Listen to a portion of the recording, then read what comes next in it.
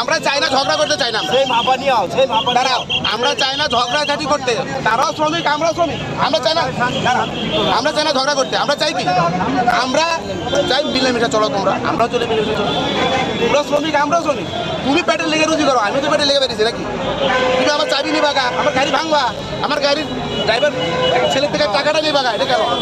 এগুলো রোজ চাই, আমরা আর কিছু চাই না। আমরা এগুলো রোজ চাই। চাকা পাঞ্চারের বৈধ কাগজপত্র সব আছে,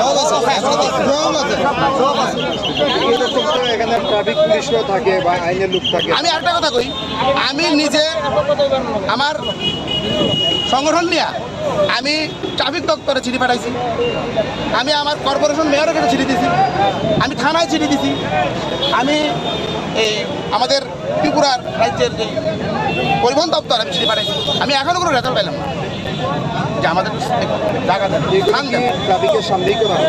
আমি ট্রাফিক মেইন ট্রাফিক দপ্তরে দিয়েছি চিঠি দিয়েছি। গত মাসের 30 তারিখ আমি দিয়েছি। চাবি বেরিয়ে নিয়ে যায় ওনারা না, ওরা তো সামনে তো থাকে না। আজকে এখানে যদি চাবি নিয়ে আপনারা থাকবেন, শিখাইব না, পড়াশোনা একটু আইবেন। এগুলি ভুক্তভোগী ছেলেরা হইতেছে।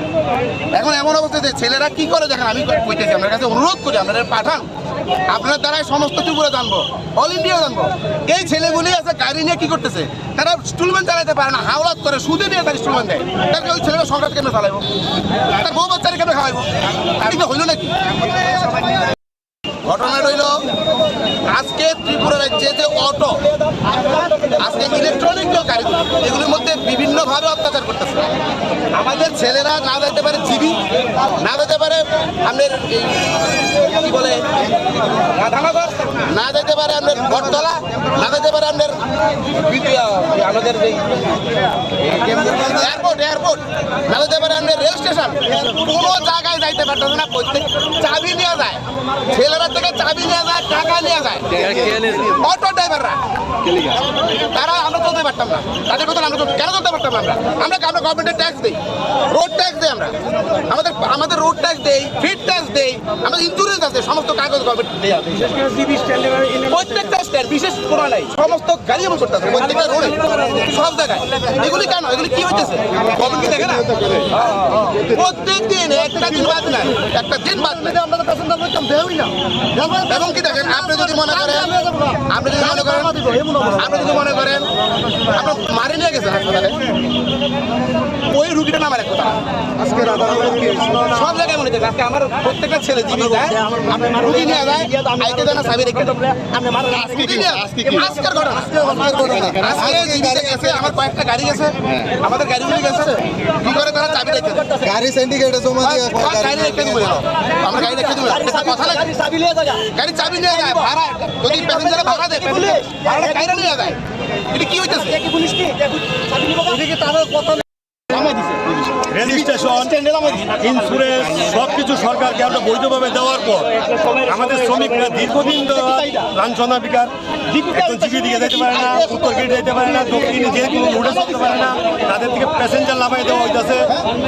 আমরা আমাদের দীর্ঘদিনের যে এই অবস্থা, এই যে আবার সেই অবস্থা, মুখ খারাপ করে গালিগালাজ দীর্ঘদিন ধরে চলছে, প্যাসেঞ্জার নামায় রেখে দেওয়া হয়। এবং কে নামায়? অটো শ্রমিকরা। মানে দীর্ঘদিনের যে সিআই টুর যে কালচারটা ছিল, সেই কালচারটা আবার চলে আসছে। তাহলে আমরা কীভাবে চলবো? আমরা যেহেতু বিকেল থেকে গাড়ি রেজিস্ট্রেশন সরকার থেকে নিচ্ছি, রেজিস্ট্রেশন দিতে, ইন্স্যুরেন্স দিচ্ছি, সব আমরা বৈধভাবে দিতেছি। তাহলে আমরা আপাতত বিকেলসের কাছে আমরা অক্ষণকে গাড়ি হ্যান্ড ওভার করে দেবো যে আমরা রোডে চলতে পারি না, আমাদের পয়সাগুলো দেওয়া হইলো কেন? কেন আগের মনে করতেছে এটা সিআই টুর কালচার চলছে, আবার 25 বছরের কালচার তো আর বলতে পারে না। এরা পাল্টাইয়া, সরকারটা পাল্টাইছে বড়ই, এরা একদিক থেকে আরেকদিকে পাল্টাইয়া মনে করছে যে হেরোইন নেতৃত্ব দিচ্ছে। যা দেখতেছেন, আপনারা দেখছেন, আমাকে মনে হয় সবাই চিনে নিয়ে গেল, দীর্ঘদিন ধরে চিনেন।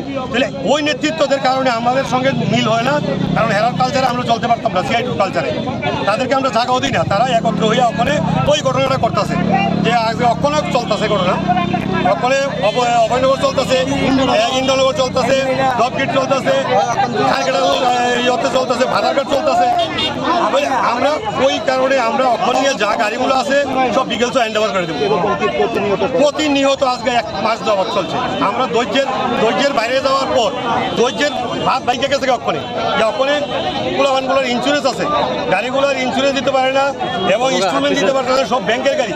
ব্যাংক থেকে দেওয়ার পরও যদি এইভাবে হয় তাহলে সরকার কেন দিতেছে তাদেরকে? এইটাই আমার বক্তব্য, আর কিছু না। কখন পর্যন্ত শুরু হয় নাই, আমি সব কখন সব শ্রমিকরা নিয়ে বিগেলসে জমা দেওয়া হইব গাড়ি। বিগেলস কেন আমাকে এই অবস্থা দেওয়া হইলো? গাড়িগুলো কেন দিল? তাহলে আমরা সব বৈধ আছি তো রুটে চলার জন্য, সব ওকে আছে আমাদের, সব ওকে, আট টু ডেট সব ওকে আছে আমাদের। তাই আমি এইটাই শেষ করলাম। সব কিছুই তো নর্মাল আছে, তারা কথা কইতে চাইতেছে, তাদের সাথে আমরা কথা বলবো, থাকতে পারে, ঠিক আছে। আমরা চাই না ঝগড়া করতে, চাই না দাঁড়াও, আমরা চাই না ঝগড়াঝাটি করতে। তারাও শ্রমিক, আমরাও শ্রমিক, আমরা চাই না ঝগড়া করতে। আমরা চাই কি, আমরা চাই মিলেমিশে চলো তোমরা, আমরাও চলে মিলেমিশে চলো। তোমরা শ্রমিক, আমরাও শ্রমিক। তুমি পেটের লেগে রুজি করো, আমি তো পেটের লেগে বেরিয়েছি নাকি? তুমি আমার চাবি নিয়ে বাগা, আমার গাড়ি ভাঙবা, আমার গাড়ির ড্রাইভার ছেলের থেকে টাকাটা নিয়ে বাগা, এটা কেন? এগুলো রোজ চাই, আমরা আর কিছু চাই না। আমরা এগুলো রোজ চাই, চাকা পাঞ্চারের আপনাদের তো বৈধ কাগজপত্র সব আছে, হ্যাঁ, সব আছে। এরকম তো এখানে ট্রাফিক পুলিশও থাকে বা আইনের লোক থাকে। আমি আরেকটা কথা কই, আমি নিজে আমার সংগঠন নিয়ে আমি ট্রাফিক দপ্তরে চিঠি পাঠাইছি, আমি আমার কর্পোরেশন মেয়রের কাছে চিঠি দিছি, আমি থানায় চিঠি দিছি, আমি এই আমাদের ত্রিপুরার রাজ্যের যে পরিবহন দপ্তর আমি চিঠি পাঠাইছি। আমি এখনও কোনো রেজাল্ট পাইলাম না যে আমাদের জায়গা ট্রাফিকের সামনেই করা হয়। ট্রাফিক মেইন ট্রাফিক দপ্তরে দিয়েছি গত মাসের 30 তারিখ আমি দিয়েছি। চাবিগুলিতে নিয়ে যায় ওনারা না, ওরা তো সামনে তো থাকে না। আজকে এখানে যদি চাবি নিয়ে আপনারা থাকবেন, শিখাইব না, পড়াশোনা একটু আইব। এগুলি ভুক্তভোগী ছেলেরা হইতেছে। এখন এমন অবস্থা যে ছেলেরা কি করে দেখেন, আমি কইতেছি আপনার কাছে অনুরোধ করি, আপনারা পাঠান, আপনার দ্বারাই সমস্ত ত্রিপুরা জানবো, অল ইন্ডিয়া জানবো। এই ছেলেগুলি আছে গাড়ি নিয়ে কি করতেছে, তারা স্টুলমেন্ট চালাতে পারে না, হাওলাত করে, সুদে নিয়ে তার স্টুলমেন্ট দেয়। তাহলে ওই ছেলেরা সংঘাত কেমনে চালাবো, তার বউ বাচ্চারা কেমনে খাওয়াইবো? এটা হইল নাকি? ঘটনাটা হইল, আজকে ত্রিপুরা রাজ্যে যে অটো, আজকে ইলেকট্রনিক যে গাড়ি, এগুলির মধ্যে বিভিন্নভাবে অত্যাচার করতেছে।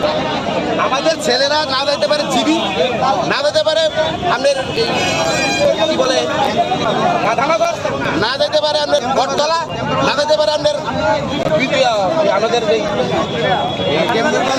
এয়ারপোর্ট, না যেতে পারে আপনার রেল স্টেশন। কোনো জায়গায় যাইতে পারতেছে না, প্রত্যেক চাবি নিয়ে যায়, ছেলেরা থেকে চাবি নিয়ে যায়, টাকা নিয়ে যায়। অটো ড্রাইভাররা তারা, আমরা চলতে পারতাম না, তাদের কথা আমরা কেন চলতে পারতাম না? আমরা গভর্নমেন্টের ট্যাক্স দিই, রোড ট্যাক্স দিই, আমরা আমাদের রোড ট্যাক্স দেই, ফিড ট্যাক্স দেই, আমাদের ইন্স্যুরেন্স আছে, সমস্ত কাগজ গভর্নমেন্ট দেয়। প্রত্যেকটা স্ট্যান্ড, বিশেষ কোনো নাই, সমস্ত গাড়ি যেমন করতে হবে, প্রত্যেকটা রোডে সব জায়গায়। এগুলি কেন, এগুলি কি হইতেছে? গভর্নমেন্ট কি দেখে না? প্রত্যেক দিন একটা দিন বাদ নাই, একটা দিন বাদ নাই। এবং কি দেখেন, আপনি যদি মনে করেন আপনার মারি নিয়ে গেছেন হাসপাতালে, ওই রুগীটা নামার এক কথা আজকে রাধানগর কি সব জায়গায় মনে করেন। আজকে আমার প্রত্যেকটা ছেলে জীবিত যায়, রুগী নিয়ে যায়, আইতে দেয় না, সাবি রেখে আজকের ঘটনা, আজকে জীবিত গেছে, আমার কয়েকটা গাড়ি গেছে, আমাদের গাড়িগুলি গেছে, কি করে তারা চাবি রেখে গাড়ি সিন্ডিকেটে জমা দিয়ে গাড়ি রেখে দিব, আমরা গাড়ি রেখে দিব, কথা লাগে গাড়ি চাবি নিয়ে যায়, ভাড়া যদি প্যাসেঞ্জারে ভাড়া দেয়, ভাড়াটা কাইরা নিয়ে যায়। এটা কি হইতেছে? রেজিস্ট্রেশন, ইন্স্যুরেন্স সব কিছু সরকারকে আমরা বৈধভাবে দেওয়ার পর আমাদের শ্রমিকরা দীর্ঘদিন লাঞ্ছনা বিকার, জিপি দিকে যেতে পারে না, উত্তর গেটে যেতে পারে না, দক্ষিণে যে কোনো রুটে চলতে পারে না, তাদের থেকে প্যাসেঞ্জার নামাই দেওয়া হইতেছে।